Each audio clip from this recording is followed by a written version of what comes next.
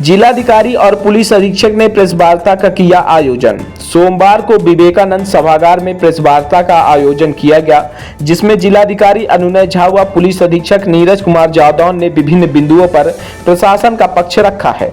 जिलाधिकारी ने विद्यालय मर्जर जैसे मुद्दों पर शासन व प्रशासन के पक्ष को रखा। जिलाधिकारी ने कहा कि किसी भी भ्रम से दूर रहें। उन्होंने कहा कि एसएमसी की सहमत से ही विद्यालय का मर्जर होगा। अब तक 93 विद्यालयों में एसएमसी की सहमति प्राप्त हुई है।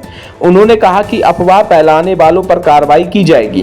बाढ़ के संबंध में उन्होंने बताया कि अभी जनपद में कोई भी नदी चेतावनी बिंदु पर नहीं पहुंची है, लेकिन सभी तैयारियां अभी से पूर्ण कर ली गई हैं। उन्होंने हर घर तिरंगा कार्यक्रम का विस्तार से प्रकाश डाला। खाद की उपलब्धता पर चर्चा करते हुए उन्होंने कहा कि किसी भी केंद्र पर उर्वरक की कोई कमी नहीं है। हाल ही में लगाए गए कैंपों की चर्चा करते हुए उन्होंने कहा कि इन कैंपों में काफी बड़ी संख्या में लोगों को लाभ हुआ है। कैंप में 13,000 से अधिक आधार कार्ड बनाए जा चुके हैं। 5,000 से अधिक मृत्यु प्रमाण पत्र बनाए जा चुके हैं। पुलिस अधीक्षक ने बताया कि प्रत्येक ड्रोन का पंजीकरण कराना जरूरी है। सभी लोग अपने निजी ड्रोन का पंजीकरण अवश्य करा लें ताकि किसी असुविधा से बचा जा सके। प्रेस वार्ता के दौरान मुख्य विकास अधिकारी सानिया छाबड़ा व संबंधित अधिकारी उपस्थित रहे। ड्रोन को लेकर आप सभी को अवगत कराना था कि उत्तर प्रदेश शासन द्वारा 2023 में ड्रोन के प्रचलन हेतु एक नियमावली पब्लिश की गई थी। उसके दृष्टिगत जितने भी ड्रोन संचालक हैं उनका रजिस्ट्रेशन अनिवार्य है। तो सभी से अनुरोध है कि थाना स्तर पे इसकी सूचना दे दें कि उसके पास ड्रोन है, पूरा उसमें प्रॉपर मैन्युफैक्चरिंग कौन कर रहा है, उसके कहाँ से खरीदा गया है, पूरा नाम, उसका आईडी सब कुछ थाने पे हो जाए, जिससे कि हमें पुलिस को पता हो कि किसके पास ड्रोन है और वो कहाँ कहाँ उसका वो प्रचलन कर रहा है। साथ ही साथ ये भी बात कहनी थी कि कई बार अनआइडेंटिफाइड ड्रोन साइट हो जाते हैं और जिसके कारण लॉ एंड ऑर्डर की स्थिति उत्पन्न होती है, फिर गंभीर अपराध भी हो जाता है उसमें।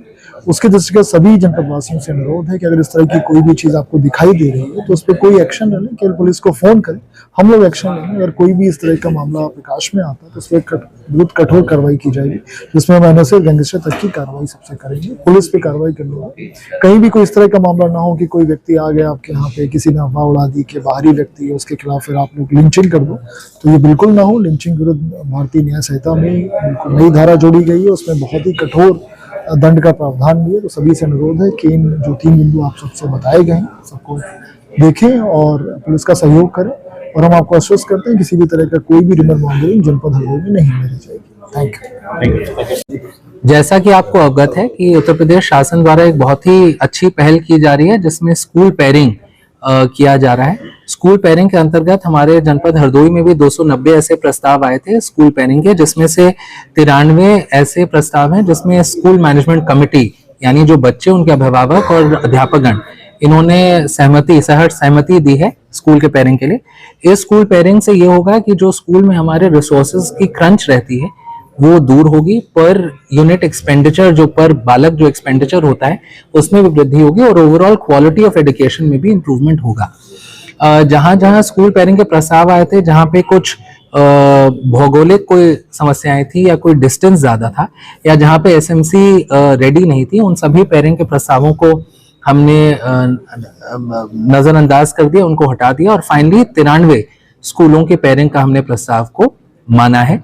इससे हमें ये पूरा भरोसा है कि अभिभावकगण, बच्चे और अध्यापकगण एक कॉम्प्रिहेंसिव तरीके से बच्चों के एजुकेशन पे फोकस कर पाएंगे और इन स्कूलों का जो निपुण रिजल्ट होगा, जो असेसमेंट रिजल्ट होगा, उसमें भी बढ़ोतरी आएगी और बच्चे कुछ ज्यादा लर्निंग आउटकम से ग्रेजुएट कर पाएंगे इन स्कूल्स में।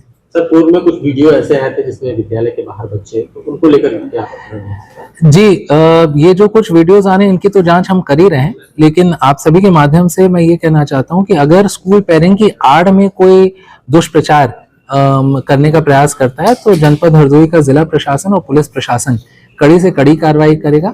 बच्चों के भविष्य का मामला है और किसी को भी अधिकार नहीं है कि उनके भविष्य से कोई भी खिलवाड़ करे।